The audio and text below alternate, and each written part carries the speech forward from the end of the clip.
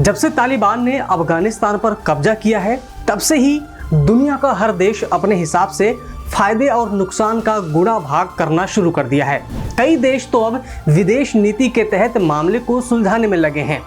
कई देश जैसे पाकिस्तान और चीन, जहां अफगानिस्तान को तालिबान देश घोषित करने में कोई आपत्ति नहीं दिखाई, वहीं ब्रिटेन, अमेरिका जैसे देश अभी भी तालिबानी राज्य से साफ इनकार कर रहे हैं। दरअसल अमेरिकी सरकार को इस बात का बिल्कुल भी अंदाजा नहीं था कि तालिबान इतना जल्दी अफगानिस्तान के पूरे नियंत्रण को अपने हाथों में ले लेगा। कौन चला रहा है तालिबान, कौन है मुखिया, किसके हाथ में होगी अफगानिस्तान की सत्ता।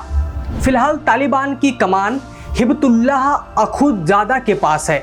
इसे तालिबान के वफादार नेताओं के रूप में भी जाना जाता है।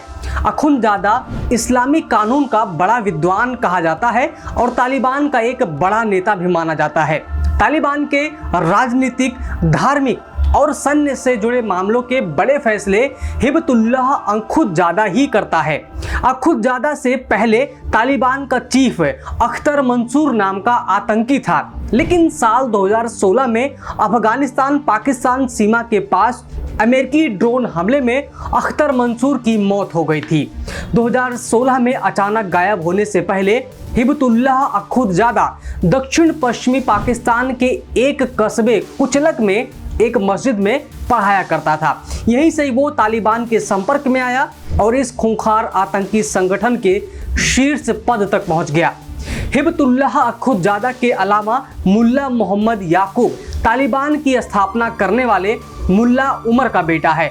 याकूब तालिबान के सैन्य अभियानों का चीफ कहा जाता है। उसके ही इशारों पर तालिबान के लड़ाके आतंकी हमला करते हैं। सिराजुद्दीन हक्कानी मुजाहिदीन कमांडर जलालुद्दीन हक्कानी का बेटा है। सिराजुद्दीन हक्कानी अपने पिता के बनाए हक्कानी समूह का नेतृत्व करता है। हक्कानी समूह पाकिस्तान अफगानिस्तान सीमा पर तालिबान के पैसे के लेन देन और सेना की प्रॉपर्टी की देखरेख करता है। अमेरिका ने सिराजुद्दीन को मोस्ट वांटेड घोषित कर रखा है। कुछ विशेषज्ञों का मानना तो ये भी है कि इसी हक्कानी ने ही अफगानिस्तान में आत्मघाती हमलों की शुरुआत भी की थी। इसके अलावा तालिबान के सह संस्थापकों में से एक मुल्ला अब्दुल गनी बरादर तालिबान के राजनीतिक कार्यालयों के प्रमुख हैं। तालिबान की सरकार में उप मंत्री पद पर रह चुका शेर मोहम्मद अब्बास इस्लामिक जई कट्टर धार्मिक नेता है। वह पिछले एक दशक से दोहा में तालिबान के राजनीतिक कार्यालयों में रह रहा है। अब्दुल हकीम हक्कानी तालिबान के शांति वार्ता टीम का एक सदस्य भी है। तालिबान के शासन के दौरान मुख्य न्यायाधीश रहा अब्दुल हकीम हक्कानी धार्मिक विद्वानों की शक्तिशाली परिषद के प्रमुख भी माना जाता है। तो ये संभवतः वो तालिबानी नेता हैं जिन्होंने पूरे अफगानिस्तान पर कब्जा कर लिया है।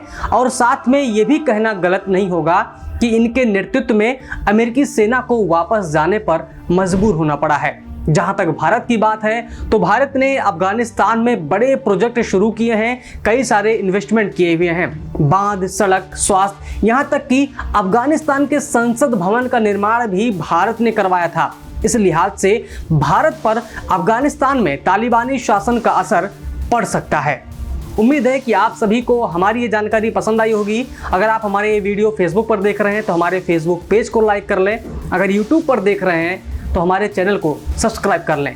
सब्सक्राइब करें पर्यावरण पोस्ट।